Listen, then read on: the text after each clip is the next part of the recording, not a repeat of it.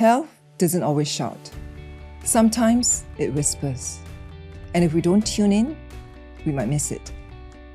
Welcome to Health Unfiltered, a series by Fullerton Health. Here, real people share the moment they choose to pause, check in, and take charge of their health. These are stories of courage, of early detection, of life's change, not by symptoms, but by a single decision. Because behind every diagnosis is a voice, a family, a future, and a reminder that the best time to act is before it's too late. I'm your host, Veronica, and I invite you to listen, reflect, and be inspired. This is Health Unfiltered. Let's begin.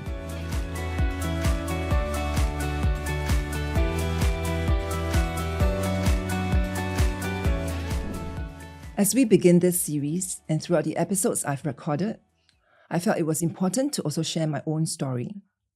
I'm Veronica, a mom of 2 grown sons, and someone who has always been busy caring for everyone else and honestly, not paying enough attention to myself. Recently, I was diagnosed with hyperthyroidism, a condition that had been whispering for a long time while I kept telling myself I was fine. Today, I'm stepping into this conversation not as the host, but as someone who learned the hard way about listening to my own body. And I hope my experience can help someone else do the same. And joining me is Gerlaine Lee, a woman in her mid-30s, married for 5 years, and a proud mom of a lively 3-year-old daughter. After spending several years in the corporate world, she chose to step away for 2 years following her child's birth to prioritize flexibility and family life, while health, fitness took a backseat. Thank you very much for joining us today, Gerlaine. Thanks for having me. Yes. Take us through the early years of your marriage, of your being a mother. Early years of marriage, I would say everything has been fine. We have, my husband and I, we have time for like the activities and things that we like. I used to be a very active gym goer. I used to do dance, I used to do volleyball. So basically, I dabble in almost every single sport there is out there. So every other day, I'm actually out exercising. Yeah, so when we chose to settle down and start a family, post having a child, things for myself basically took a backseat. So most of my life and time basically revolved around my child. So we don't really have a village backing us up. So the main caregiver for my daughter was basically myself, while my husband continued to hold on to his full-time job. Did you have any symptoms before you found out that you have hypothyroidism? I suppose the symptoms were always there, but it was so easy to push them away.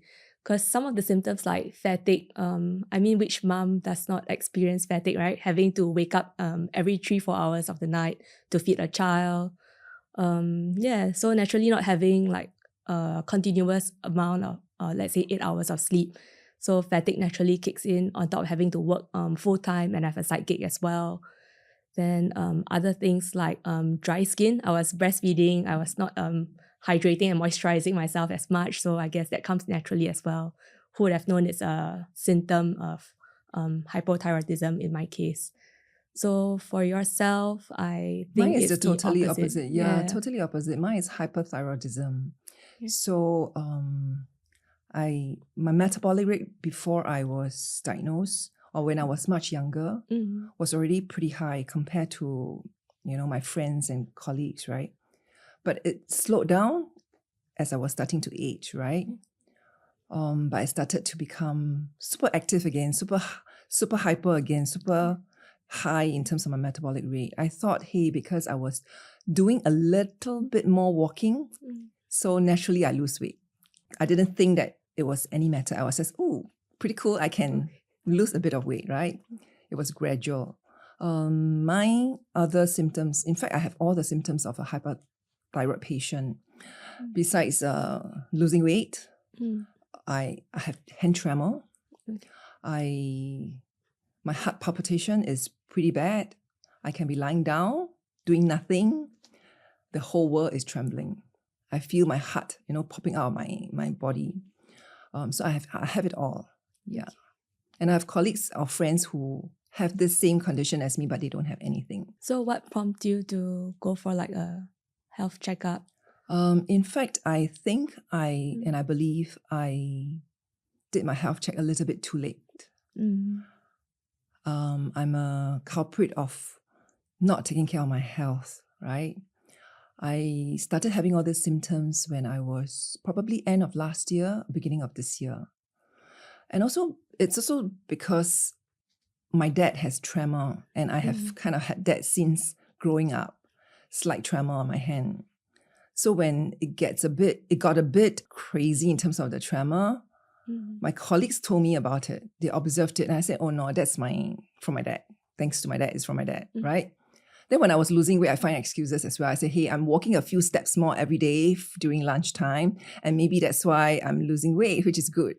And so it was gradual. The weight went down like 1 kg a month. So it didn't sound very scary, right? Until I think, and I was busy working. I love my work.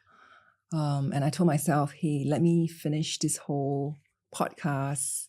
I rest. I go and do my health check. And I did. We paused, I think, after 5 episodes. And I said, hey, time to go for a health check. So I did in end July, early August. And that's how I found out I've got hyperthyroidism. And then all things fall into place, right? All the tremor, the heart palpitation, the losing weight. And I think in August, September, it went down even further.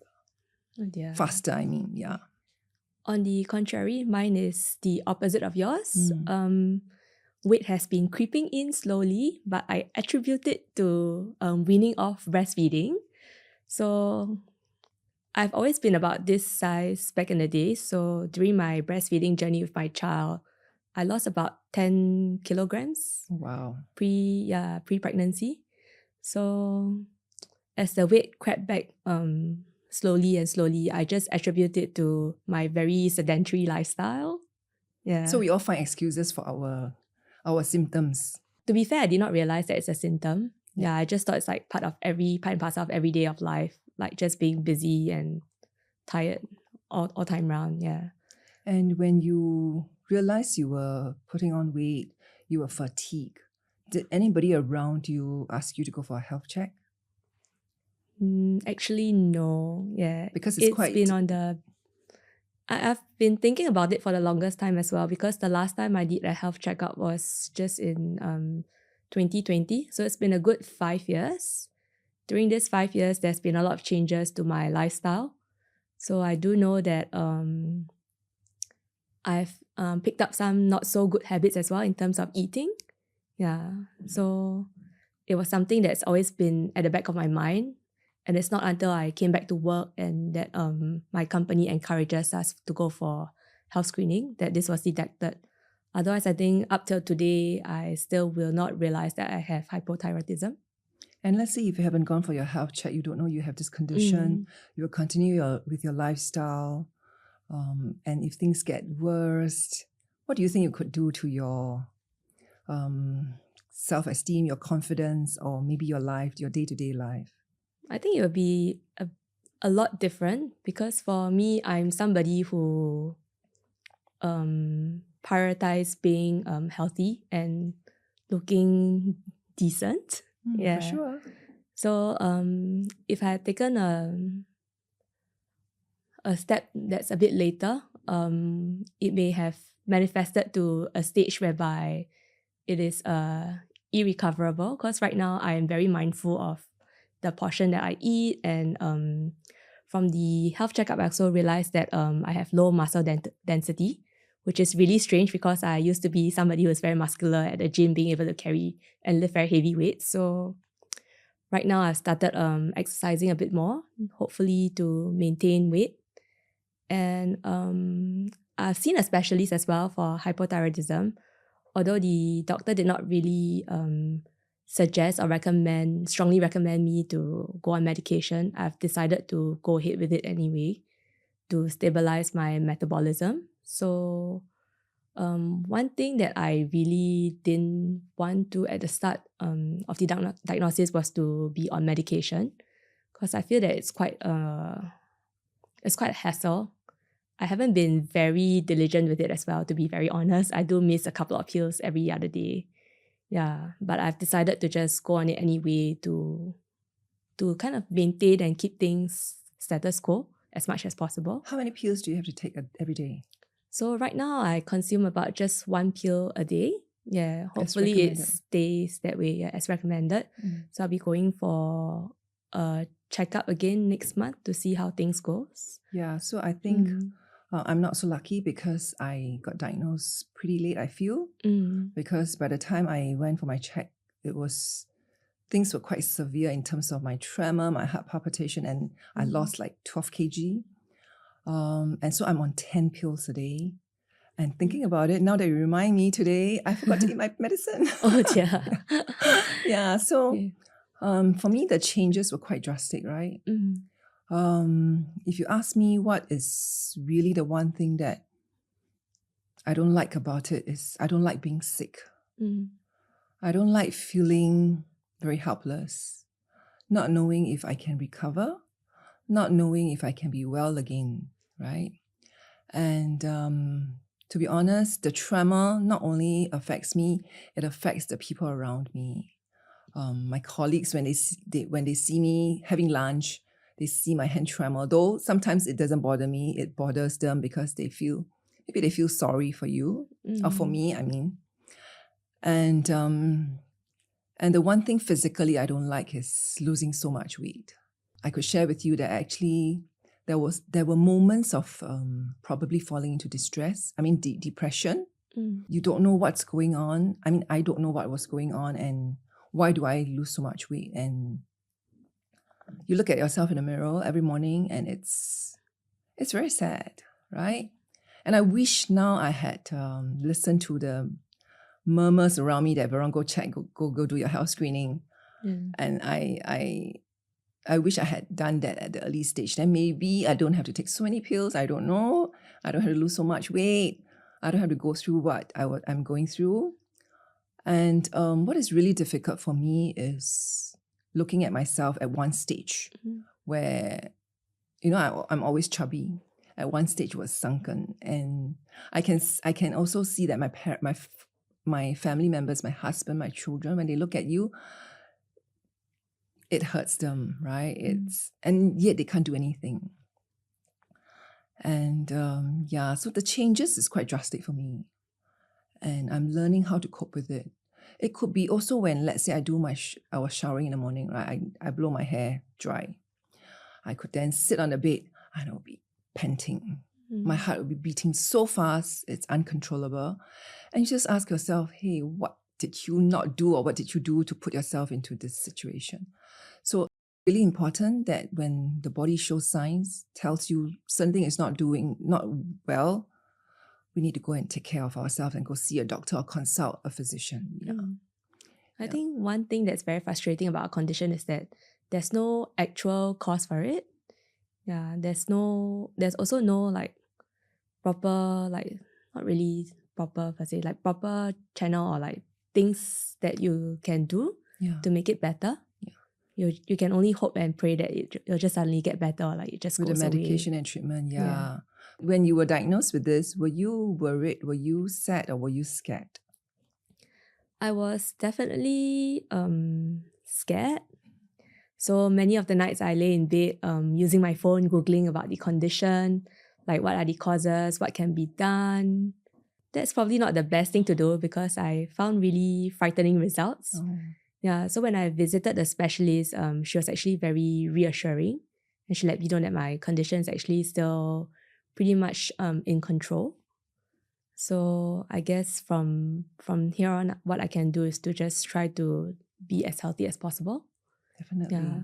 So for yourself, I believe you visited a specialist as well. I did. How did you feel after that visit? Like you, I wasn't keen to take medication because I was told in my health screening report, right, that my red blood cells is below the range.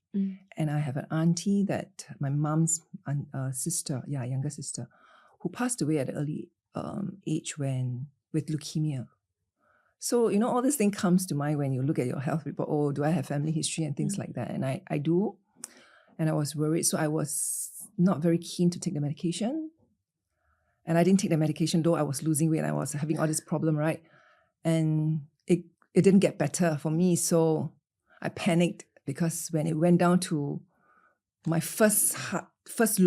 lowest weight that I ever have in my life, even as a growing up girl, right? I've never been so light before. I panicked and I went to see the specialist again. I said, hey, this time I'll be a good girl. I would have a medication.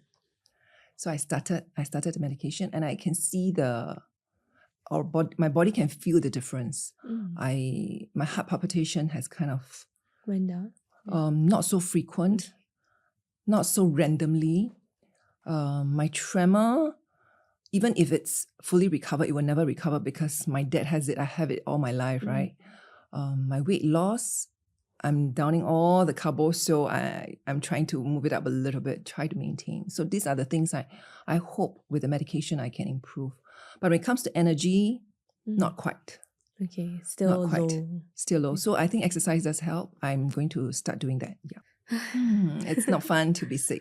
Yeah, it's both not of fun us. to be sick Yeah. indeed. But I guess what we can do moving forward is to just be good girls, consume our medication Yes. in a more timely fashion, hopefully. Yes. And be responsible for our health. This really kind of wake me up. It's a wake-up call for me. I'm good at doing a lot of things. And, for me, I don't feel well. I don't feel good about being unwell. But going to work, keeping myself busy is something that distracts me. And if I were to be at home on weekends, no energy, don't do anything, rest in bed, I can get into depression. So my activity at work keeps me sane, actually. And it's interesting because while I got no energy, I can do a lot. So yeah, and this is something that I think I need to change a little bit. I need to slow down. I need to take pauses. I need to take short breaks and not push myself too hard. But the problem is I enjoy working. That's the problem, right? But I tell myself I have to be responsible. And I also remind my family members, my friends, to be responsible for our health. Even if you have no symptoms, doing health check every year, it's important because we don't know what's hiding inside us. Yes, indeed. And it's good to find out early because I'm a lesson learned. I'm an example of somebody who didn't find out early, or maybe I was denying. For you, you have found out early, which is good. So let's hope that we get well very soon together. Yeah, hopefully in the next few months or towards the year, we can check in on one another a bit Sure, more we often. should. Yeah. Yes, we should. Yeah. Gerlaine, thank you very much for sharing your story with us so openly today. Thank you for sharing. Thank you. Gerlaine's story is such an important reminder that our bodies speak long before we are ready to listen.